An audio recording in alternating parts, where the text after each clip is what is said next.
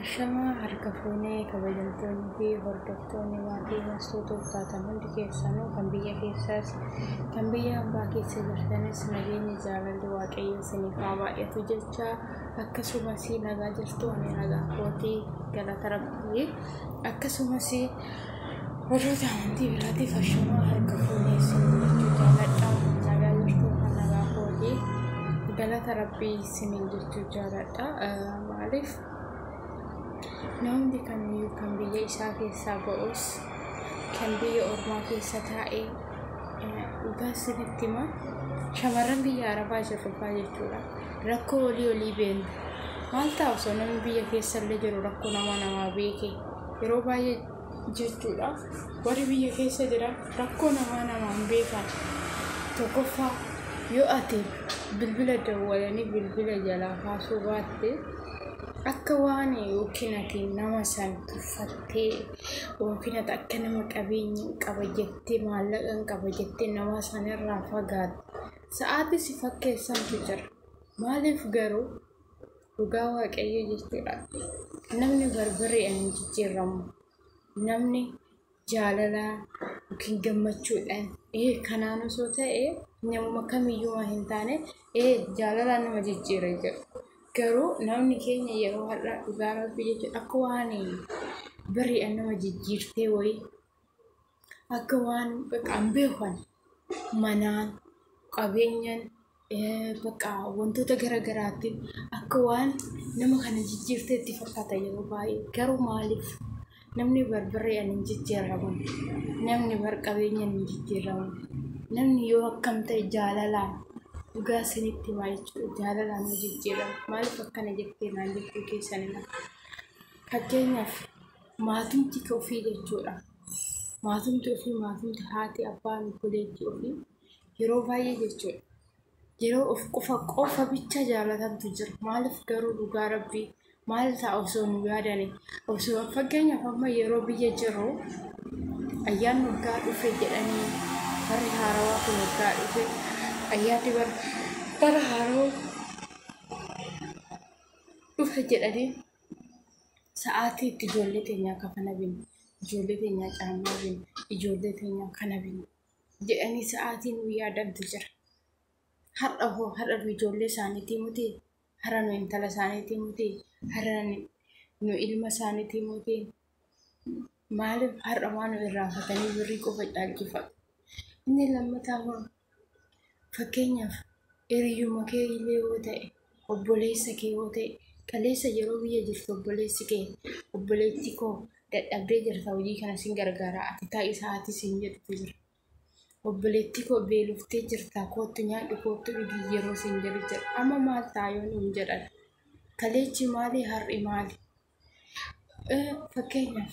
abbaa manaa ofiillee maa hin taane kaleecha ofii isaatii naannoo xaaree waa meeqa ta'ee hiriyaa keellee maa hin taane si jiraachisuudhaaf sitti yaada har'a eessa dhaqe sun dhugaa rabbii jechuudha maaliif yeroo baay'ee yeroo bakka itti ifannaa wayii keessa si galchantu jira maaliif garuu dhugaa rabbii jechuudha yeroo baay'ee namoonni maaliif akkana ta'u namoonni maaliif jijjiiramu maal ta'a maluma duraan qaban osoo qabaatanii jiraatanii maal ta'a gorsa kaleessa siif kennan san har'a osoo siif kennanii har'a oduu akka ati gammaddee jiraattu barbaadamee maal qaba dhugaa isinitti hima biyya ambaa keessatti biyya ambaa dhiisii biyya kee keessatti wanta taate hin beektu garuu shimbirrillee kan biyya keessatti boca tolaa jedha oromoon waammaati isaan biyya keessa jiru osoo dhibamaniillee astaamaamii qabu osoo du'aniillee bochuu qabu garuu nu warri biyya ambaa keessa jiru dhibamnu astaamaamii hin qabu duunuu boo'icha hin qabnu maaliif aga firee fi keenya Itoophiyaa galu sanittuuyyuu firiizii keessa nu godhu nu tallaju garuu maal ta'a osoo akkasitti namaa yaade namni biyya keessa jira maaliif birrii qofa bicha jaalatu dhugaa rabbii jechuudha dhugaa waaqaa jechuudha namni of qofa jaalachuutu ta'e ara of qofa jaalachuun bu'aa hin qabu bakka of qofa jaalachuu dhiisnee waaqayyo yaa yaadan karaa daandii waaqayyootti irra yaadee namumti kamiin amantii kamiin waan ta'a. Ani ortodoksiidha yookiin ani musliima ani maalidha jedhanii amantiidhaan nuti osoo karaa waaqayyootti irra deemnee biyya keenya nagaa kadhannee biyya keenya gammachuu kadhannee jenni waaqayyootti onni keenya qulqulluu keessa keenya laphee keenya qulqulluudhaan osoo waaqayyo kadhannee waaqayyo nuuf dhagaa. Waaqayyo karaa gaarii nu agarsiisa garuu nu kana gochaa hin jiru. Dhugaa Rabbii jechuudha. Nu kana gochaa hin jiru. Nu yaada akkanaa dhiisnee wanta biraa yaadaa jira. Maalidha akkana? Infamaa sadarkaa mul'ate. Maaliif garuu dhugaa Rabbii maaliif yeroo baay'ee jechuudha. Waan hin beekanii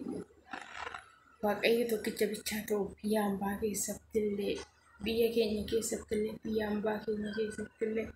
waaqayyo tokkicha bichaadha. Abdiin keenya waaqayyo tokkicha bichaadha. Maaliif maalin beeka garuu namni jechuudha yeroo baay'ee of jaallata waan of jaallataniif hin beeku garuu mee miidhagina tun akkamitti jirti mucaan kun akkamitti jira namni kun akkamitti jira jennee osoo yeroo baay'ee olii yaanne osoo yeroo baay'ee oliif beenne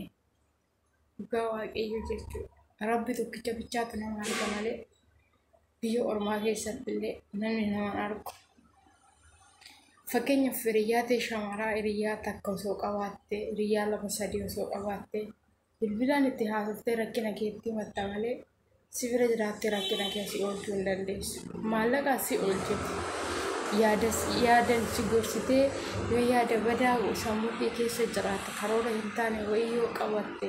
karoora sana si gorsitee karaatti si deebistu. Garuu si bira jiraattee waan ati irra jirtu waan isheen irra jirtu beeku olii beekuu hin dandeenye. Maaliif fakkeenyaaf osoon hiriyaa ta'e takka wajjin hoggaan haasa'u uumama sagalee kun jijjiirran kan osoo na dhageeche maal taate mastuu naan jettee na gaafatte na dhukkuba osoo hin jedheen yookiin nan dadhabe yoo hin jedheen nan beela'ee yoo hin jedheen nan dheebodhee yoo hin jedheen yoo nan dhibame jedhee waaqayyo si haa maaru naan jette. Nan beela'ee yoo hin jedheen ka'ii nyaadhu naan jette. Nan dadhabe yoo hin jedheen waaqayyo si haa jabeessu naan jette. Kanaan ana homaa naaf hin gootu. Garuu immoo waaqayyo illee kana jaalata. Akkanatti osoo wal bira gorrii maal qabu. Osoo bakka of jaalachuu dhiisne osoo nama jaalanne. Qofa bichaa osoo jaalachuu dhiisne waaqayyo jaalanne waaqayyo odoo yaadanne bakka deemtus bakka teenyuttis ijoollee waan taanu dunyaa sana gubbaa irratti gannee duuna. Gaafa garaa haadha keenya keessaa baanu qullaa dhamanne dhugaa Rabbii. Qullaa akka wanni takka osoo uffateen dhalanneet egaa lafa kanarra geenye uffata nutti malu. Isa sana osoo yaadannee maal ta'a borus yoo duune wanti nu fudhannee deemnu hin jiru. Dhugaa Rabbii jechuudha wanti nu fudhannee deemnu yoo akkam ta'e gaabii takka isaa yoo abbaa qabeenyaa ta'e gaabii guddaa xummisu malee fakkeenyaaf nama harka qalleessa yoo ta'e gaabuma bicaakee wayii fidanii dhufanii ishee itti maranii ta'u awwaala. Bakka kanatti addaan ol qooda namni keenya. Hiyyeechis du'ee dureechis du'ee duuti takkittiidha. Garuu namni keenya bakka kanatti illee addaan ol qooda. Dhugaa Rabbii bakka kanatti addaan ol qooda. Ol bira dhaabbannee ayisoo waliin jennee osoo harka ol qabannee kaanee maal ta'a obboleewwan koo. Hundumti keenya kan biyya keessa jirus kan biyya hambaa sigdatti keessa jirus osoo harka ol qabannee hundi keenya waaqayyo olii kadhannee an dadhabe waaqayyo si haa jabeessu jennee kan dhibamee jiru waaqayyo si haa maaru jennee kan hidhamee hidhaa keessa jiru waaqayyo hidhaa kana keessaa si baasee biyyaa tokko ifa si haa agarsiisu jennee kan gaddee jiru immoo jechuudha.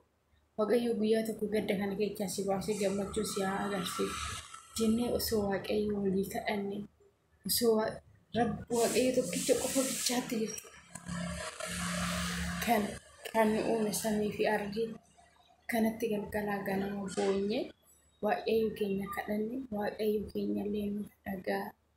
waaqayyo keenya illee kan keessa keenya laala malee kan gubbaarra keenya hilal akkuma waan arrabni dhalchu kormi dhalchu jedha Oromoon akkuma sani waan arrabni keenya jedhu Waaqayyoon ilaala malee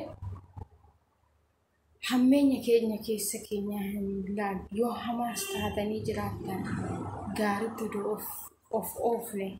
yoo gaaris taanee jiraanne immoo akkasumatti gaarummaa keenya qabanne osoo jiraannee jedha sinin jechuu jaaladha hunduma keessaniitu dhiifama olii yoon balleessee jiraadhe dhiifama naaf godhaatu ani yaada keessa kootii wanta keessa koo jiran dubbadhe malee wanta namaa keessa namaa dubbee miti kanan dubbadhe bakka wanti sammuu koo keessa jiru wanta yaadee sammuu koo keessaa qabu dubbadhe malee nama bira ga'eetii miti yoon balleessee jiraadhe dhiifama naaf godhaatu hunduma keessaniyyuu sababa saniifuu viidiyoon kiyya hadhaa asuma irratti dhumata yoon balleessee jiraadhe irra deebi'ee dhiifama isiniin jechuu jaaladha ani yaada keessa kootan dubbadhe malee nama bira ga'uu kooti yookiin fiinii miti sababa saniifuu hundumti keessanuu bakka jirtanitti biyya keessa jirtanitti Waaqayyo sinaa eegu Waaqayyo sinaa tiksu tiksiisaati hunduma keessanii amantii kamiiniyyuu maa hin taane Waaqayyo tiksee ta'e sinaa tiksu Waaqayyo sin wajjinaa ta'u siniin jechuu jaaladha bakka jirtanitti dhagaa naaf ta'aa baay'ee sin jaaladha baay'ee sin kabaja Waaqayyo sin wajjinaa ta'u siniin jechuu jaaladha oolmaa gaarii siniif haa ta'u aga viidiyoo biraatan walitti deebinutti turtii gaarii siniin jechuu jaaladha baay'ee sin jaaladha baay'ee sin kabaja nagaan naa turaa hundumti keessan